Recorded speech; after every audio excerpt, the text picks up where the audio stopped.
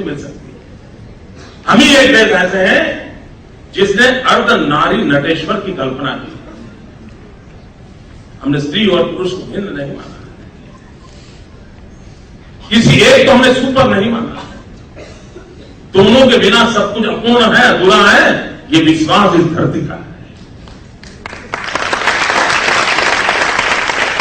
किसी एक से कुछ नहीं होना है, ये विश्वास यहां की हमारी परंपरा है।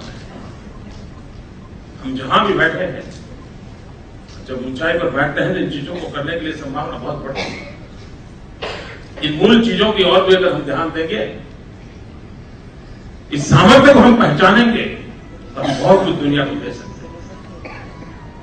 आप एक ऐसे फिल्म है जहां इन दिनों तो दुनिया में सब चीजें जगह पर कॉर्पोरेट सोशल रिस्पॉन्सिबिलिटी की बात चल रही है।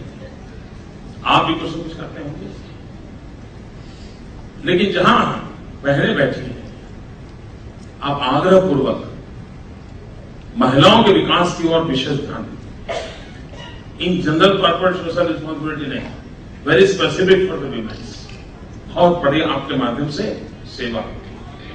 मैं अनुभव के आधार पर कह सकता हूं कि भारत की विकास की यात्रा में ये एक ऐसा फोर्स है,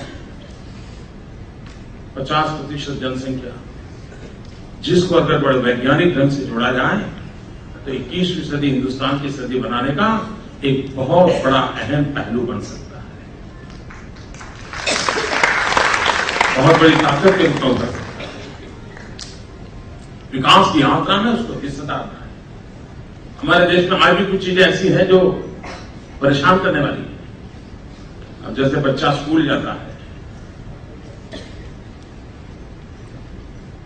बच्चा स्कूल जाने तक सबसे ज्यादा मेहनत कौन करता है? मां करती है। 9 महीने अपने पेट में रखने से लेकर के उसको बड़ा करना सब मां कर रही है।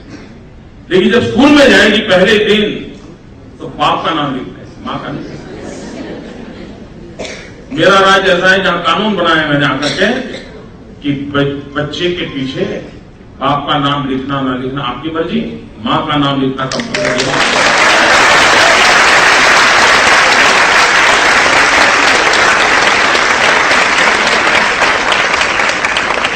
भूकंप के बाद हमें सरकार की तरफ से मकान लोगों को दे रहे हैं,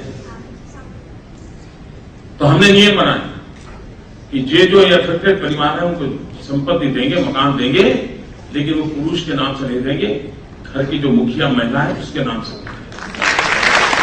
मकान से महिलाओं के नाम से।